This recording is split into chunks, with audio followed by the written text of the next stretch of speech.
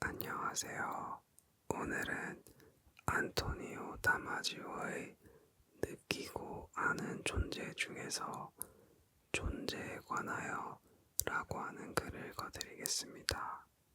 태초에 말씀이 없었다. 확실하다. 그 까닭은 생명체가 사는 우주가 단순했기 때문이 아니다. 오히려 그 반대다. 우주는 40억 년 전 처음 생겨날 때부터 복잡했다. 생명은 말이나 생각, 느낌이나 이성, 마음이나 의식 없이도 계속됐다. 하지만 그러면서도 생명체들은 다른 생명체들과 주변 환경을 감각했다. 감각이라는 말은 다른 완전한 생명체의 존재, 다른 생명체의 표면에 위치한 분자의 존재, 다른 생명체가 분비한 분자의 존재를 감지한다는 뜻이다. 감각은 지각이 아니다. 또한 감각은 다른 어떤 것에 기초한 패턴을 구축해 그 다른 어떤 것의 표상을 만들어내고 마음속에서 이미지를 만들어내는 것이 아니다. 오히려 감각은 인지의 가장 기본적인 형태다. 이보다 훨씬 더 놀라운 것은 생명체가 자신이 감각하는 것에 지능적으로 반응했다는 사실이다. 지능적으로 반응했다는 것은 그 반응이 생명체의 지속에 도움을 주었다는 뜻이다. 예를 들어보자. 생명체가 감각한 것이 문제를 일으켰을 때의 지능적인 반응은 그 문제를 해결하는 것이었다. 하지만 더 중요한 것은 이런 단순한 생명체들의 지능적인 반응은 오늘날 우리의 마음이 이용하는 명시적 지식, 즉 표상과 이미지를 필요로 하는 지식에 의존하지 않았다는 사실이다. 이런 지능적인 반응은 생명 유지가 유일한 목적인 비명시적인 능력에 의존한 것이었다. 이 비명시적 지능은 항상성 유지를 위한 법칙과 조절 방식에 따라 생명을 유지하는 역할을 했다. 그렇다면 항상성이란 무엇인가? 항상성은 설명도 없고 그림도 없는 특이한 지침들에 따라 가차없이 시행되는 규칙들의 집합이라고 할 수 있다. 이 항상성 규칙들은 생명체가 생존을 위해 의존했던 요소들이 최적의 범위 안에서 유지되도록 해준다. 다시 한번 잊어버리지 말자. 태초에는 말도 글도 없었다. 생명 조절을 위한 가혹한 매뉴얼에서도 그랬다. 생명의 목적에 대한 이야기는 조금 불편할 수 있다. 하지만 살아있는 유기체 각각의 순수한 관점에서 생각해본다면 생명은 하나의 분명한 목적과 분리될 수 없다. 바로 노화로 인한 죽음을 맞기 전까지 생명을 유지한다는 목적이다. 생명을 유지하는 가장 직접적인 방법은 항상성의 명령에 따르는 것이다. 항상성의 명령은 생명이 초기 단세포 생물에서 처음 꽃피었던 때부터 생명을 가능하게 만든 조절 과정들의 정교한 집합이다. 그 후 약 35억 년이 지나 다세포 생물과 다체계 생명체가 번성하게 되자 항상성은 신경계라는 새롭게 진화한 조절 장치의 도움을 받게 됐다. 이 신경계가 행동을 조절하고 패턴을 나타낼 수 있는 무대가 마련된 것이었다. 그 후 지도와 이미지가 등장했고 그 결과로 마음이 나타났다. 그 후 몇 억 년에 걸쳐서 점차적으로 항상성은 부분적으로 마음의 지배를 받기 시작했다. 이제 생명이 이전보다 훨씬 더 잘 관리되기 위해 필요한 것은 기억된 지식에 기초한 창의적 추론뿐이었다. 이렇게 마음이 항상성을 지배하는 정도가 높아진 상황에서 각각 중요한 역할을 하게 된 것이 바로 느낌과 창의적 추론이다. 또한 이런 전개는 생명의 목적을 확장했다. 단순한 생명 유지에서 생명체가 지능을 이용해 스스로 무언가를 만들어낸 경험에서 얻은 풍성한 행복감을 동반한 생존으로 생명의 목적이 확장된 것이다. 생존의 목적과 항상성 명령은 오늘날에도 유효하다. 박테리아 같은 단세포 생물과 인간 모두에게서 그렇다. 하지만 그 과정에 도움을 주는 지능의 유형은 단세포 생물과 인간이 서로 다르다. 단순하고 마음이 없는 생명체들은 비명시적, 비의식적 지능만을 이용할 수 있기 때문이다. 이 생명체들의 지능은 명시적 표상이 만들어내는 풍성함과 힘이 없다. 반면 인간은 두 종류의 지능을 모두 가지고 있다.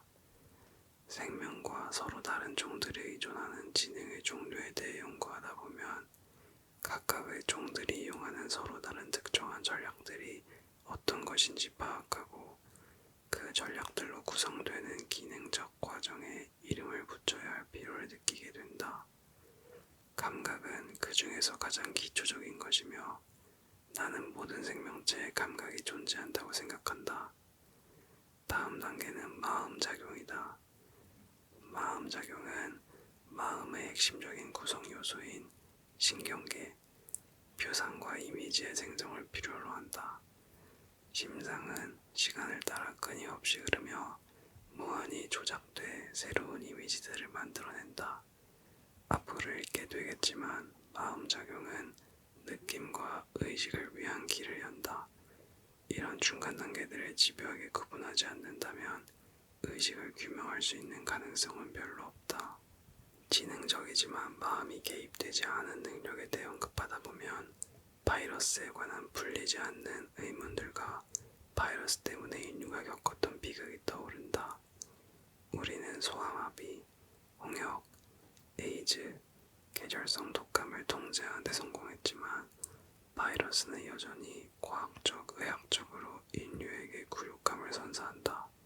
우리는 여전히 바이러스 유행병에 대한 대비에 소홀하며 바이러스에 대한 확실한 과학적 지식을 갖고 있지 않으며 바이러스가 미치는 영향에 효과적으로 대처하는 방법도 모른다. 우리는 진화 과정에서 박테리아가 한 역할, 박테리아와 인간과의 상호 의존성에 대해 많은 것을 밝혀낸 상태다. 이 상호 의존성은 대부분 인간에게 이로운 것이다. 이 미생물들의 존재는 인간을 이해하는 방식의 일부가 됐다. 하지만 바이러스는 전혀 상황이 다르다. 문제의 시작은 바이러스를 분류하는 방식과 생명의 효율성에 바이러스가 어떤 영향을 미치는지에 대한 이해에 있다. 바이러스는 살아있는 존재일까? 그렇지 않다. 바이러스는 살아있는 유기체가 아니다. 그렇다면 왜 우리는 바이러스를 죽인다고 말할까? 생물계 전체에서 바이러스는 어디에 위치하는 것일까? 바이러스는 진화 과정에서 어떤 부분을 차지할까? 바이러스는 왜 그리고 어떻게 살아있는 생명체에 해를 끼치는 것일까? 이런 의문들에 대한 대답은 대부분 불확실하고 모호하다. 바이러스가 인간에게 주는 고통이 얼마나 큰지 생각한다면 이 의문들에 대해 인간들이 얻어낸 답이 이런 수준밖에 안 된다는 사실이 놀라울 뿐이다. 그렇다면 바이러스와 박테리아를 비교해보자. 바이러스에는 에너지 대사 과정이 없는 반면 박테리아에는 있다.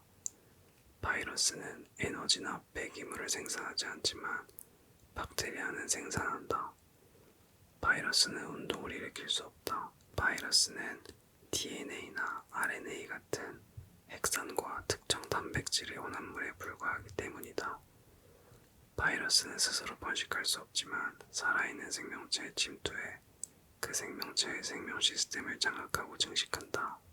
간단히 말하자면 바이러스는 살아있지 않지만 살아있는 생명체의 기생에 유사 생명을 유지한다.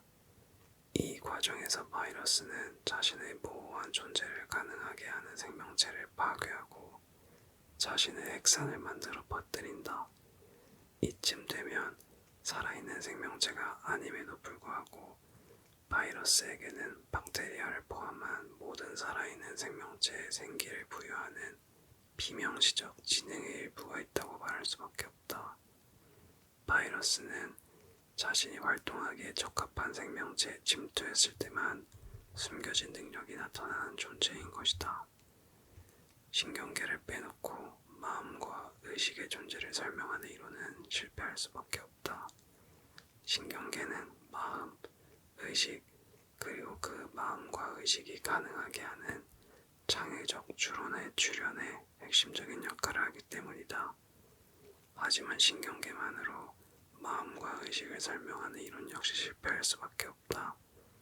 불행히도 오늘날의 이론 대부분이 여기에 해당한다. 신경활동의 측면에서만 의식을 설명하려는 이런 어떤 시도들은 의식을 설명할 수 없는 미스터리라는 생각에 부분적으로 기인한다. 우리가 의식이라고 알고 있는 것은 신경계가 있는 생명체에서만 완전한 형태로 나타나는 것이 사실이지만 의식은 신경계의 핵심 부분과 신경계와 관련이 없는 몸의 다양한 부분들 사이에 풍부한 상호작용을 필요로 한다는 것도 사실이기 때문이다. 몸과 신경계와의 결합은 기초적인 생물학적 지능, 즉 항상성의 요구를 충족하면서 생명을 통제하며 궁극적으로는 느낌의 형태로 표현되는 미명시적 지능을 출현시켰다. 일반적으로 신경계가 있어야만 느낌이 완전한 형태로 출현한다는 사실이 이 근본적인 현실을 바꿀 수는 없다. 뒤에서 설명하겠지만 몸과 신경계의 결합은 공간적 패턴이 이미지를 구축하는 방식으로 지식을 명시적으로 만들 수 있는 가능성을 높이기도 한다. 또한 신경계는 이미지 형태로 표상되는 지식을 기억으로 저장하는 데 도움을 주며 회상, 계획, 추론을 가능하게 하는 이미지 조작을 위한 길을 열어준다. 궁극적으로는 상징과 새로운 반응, 인공적인 산물, 아이디어 등을 만들어내는 데도 도움을 준다.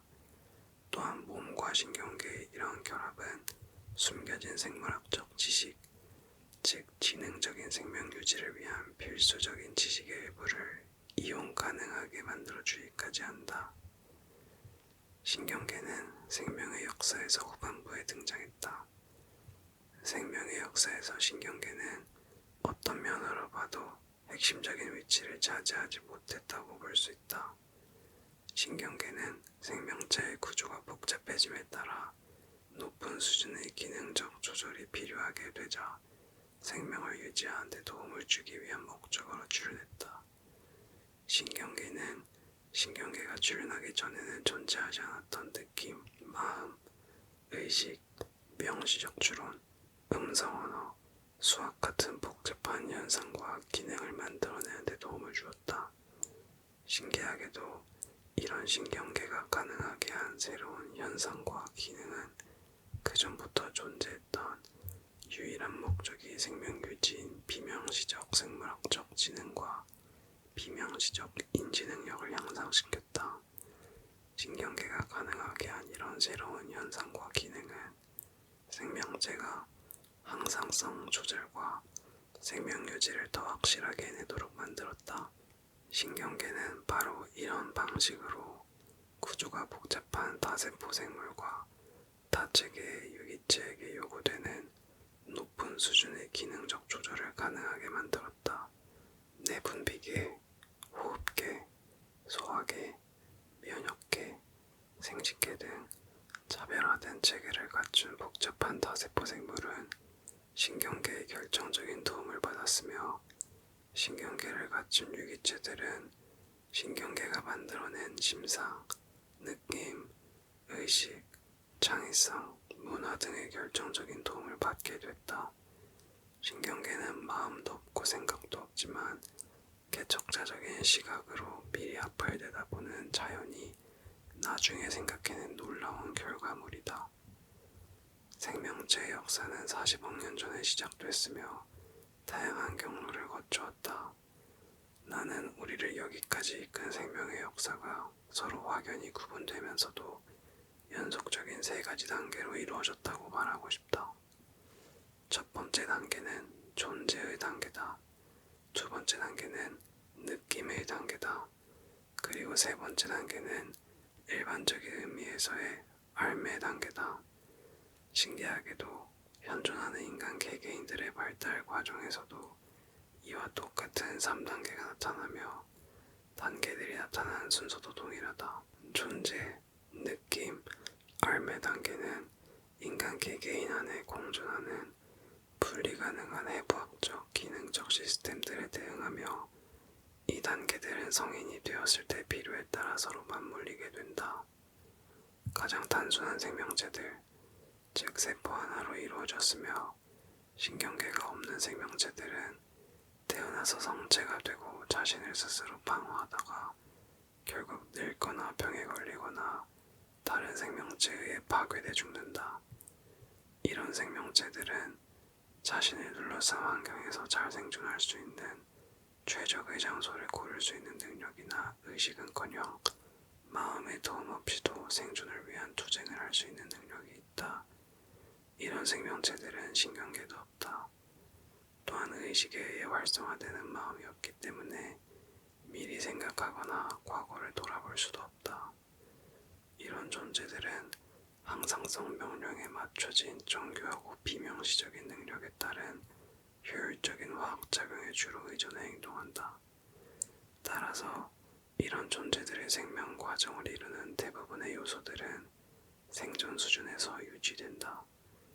이 과정은 주변 환경이나 생명체 내부에 대한 명시적 표상화의 도움 없이 사고와 사고에 기반한 의사결정의 도움 없이 이루어진다. 이 과정은 최소한의 명시적 인지 능력에 의해 도움을 받는다. 장애물에 대한 감각이나 특정한 공간에서 특정한 순간에 존재하는 다른 생명체들의 개체수를 어림짐작하는 행위가 그 예다. 이들의 숨겨진 능력은 현실의 물리적, 화학적 제약을 반영하며 목적을 충족시키는 수단이기도 하다. 여기서 목적이란 효율적인 통제를 통해 생명을 위협하는 요소들로부터 살아남아 목숨을 잘 유지하는 것을 말한다. 이런 생명체들은 소화계나 순환계가 없음에도 불구하고 스스로 대사활동을 하면서 대사산물을 생산하는 화학공장이라고 할 수 있다. 하지만 여기서 예상치 못한 일이 일어난다. 박테리아 같은 단순해 보이지만 그렇지 않은 생명체들이 자연에서 사회적 집단의 일원으로 사는 것이다. 이런 생명체들이 인간처럼 살아있는 생명체의 내부에서 산다는 뜻이다. 우리는 이런 생명체들에게 이들이 지낼 자리를 제공하고 그 대가로 인간에게 유용한 화학적 서비스를 받는다. 물론 이런 생명체들이 상황을 악용해 자신들이 받아야 할 혜택을 초과하는 이득을 취하기도 해 세입자와 집주인 모두 불행한 결말을 맞는 경우도 있다. 효율적으로 생명을 유지하기 위해서는 생명이 시작될 수도 탄생한 생명이 쉽게 와해되지 않을 정도의 물리적 환경이 갖춰져야 한다. 효율적으로 생명을 유지하기 위해서는 생명이 시작될 수 있고 탄생한 생명이 쉽게 와해되지 않을 정도의 물리적 환경이 반드시 갖춰져야 한다. 그렇지만 존재의 단계 초기에는 이 물리적 환경에 명시적 느낌 또는 명시적 지식이라고 부를 수 있는 것이 전혀 포함되지 않는다. 따라서 우리가 여기서 다루고 있는 넓은 범위의 생명체 역사에서 존재는 느낌보다 먼저 출현한다. 또한 내 생각에는 생명체가 느낄 수 있으려면 그 생명 유기체는 몇 가지 조건을 더 충족시켜야 한다. 우선 타세포 생물이어야 하고 조직 시스템이 어느 정도 분화되어야 한다. 특히 내부 생명 활동 과정과 주변 환경에 대처하는 역할을 하는 신경계의 역할이 매우 중요하다. 이런 조건이 충족된 후에는 어떤 일이 일어날까? 앞으로 다루겠지만 아주 많은 일이 일어난다. 신경계는 복잡한 운동을 가능하게 만들고 궁극적으로는 진짜 새로운 것이 시작되도록 만든다. 바로 마음이다. 느낌은 마음이 가장 먼저 일으키는 현상 중 하나로 중요도가 매우 높은 현상이다. 느낌은 생명체가 생명 유지의 필요에 따라 몸 안 기관들의 기능을 조절하려는 자신의 몸 상태를 마음속에서 표상하게 해준다. 먹거나 마시거나 배설하는 행동, 공포나 분노, 역겨움이나 경멸을 느끼는 동안 나타나는 방어적 태도, 협력이나 갈등 같은 사회적 조정 행동, 기쁨이나 행복감의 표현, 생식과 관련된 행동 등은 모두 느낌에 의한 것이다. 느낌은 생명체에게 자신만의 삶을 경험하도록 해준다. 특히 느낌은 그 느낌의 주인인 유기체에게 그 유기체가 얼마나 성공적으로 살고 있는지에 대한 상대적인 평가를 할 수 있게 해준다.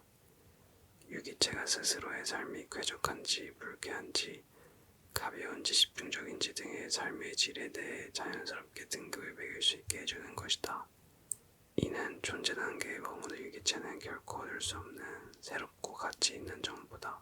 느낌이 자아의 생성에 중요한 역할을 하는 것은 당연하다.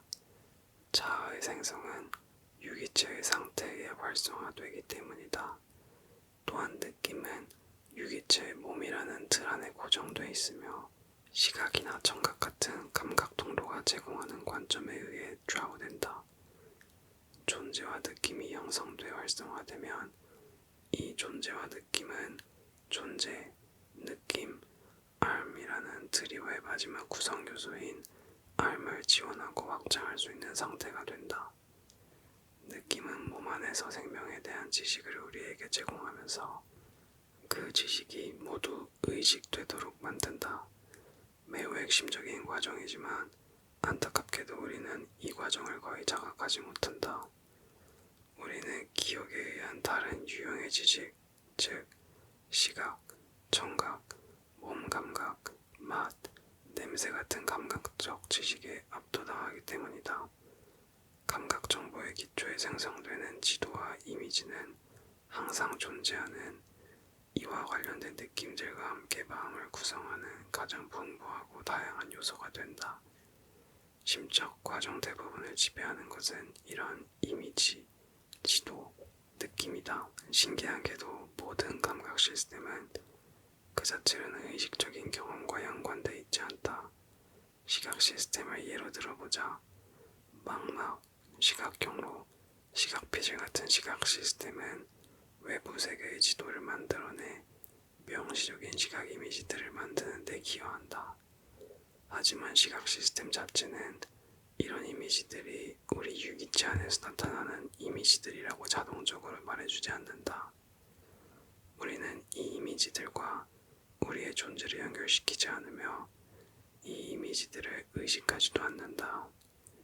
이 이미지들을 우리 유기체와 연관시키고 우리 유기체 안에 위치시키려면, 즉 이 이미지들이 우리 유기체와 연결되려면 존재, 느낌, 암과 관련된 세 가지 과정이 조율되어야만 한다. 더 놀라운 것은 이 결정적이고 중요하지만 예견되지 못한 생리학적 과정 이후에 일어나는 일이다. 경험이 기억에 저장되기 시작하면 느낌과 의식이 있는 유기체들은 삶을 더 빈틈없이 살기 시작한다. 다른 존재들 및 주변 환경과의 상호작용이 더 강렬하게 이루어지면서 개개의 유기체 안에서의 개체들의 삶이 개인적 특성들이라는 갑옷을 입게 되는 것이다.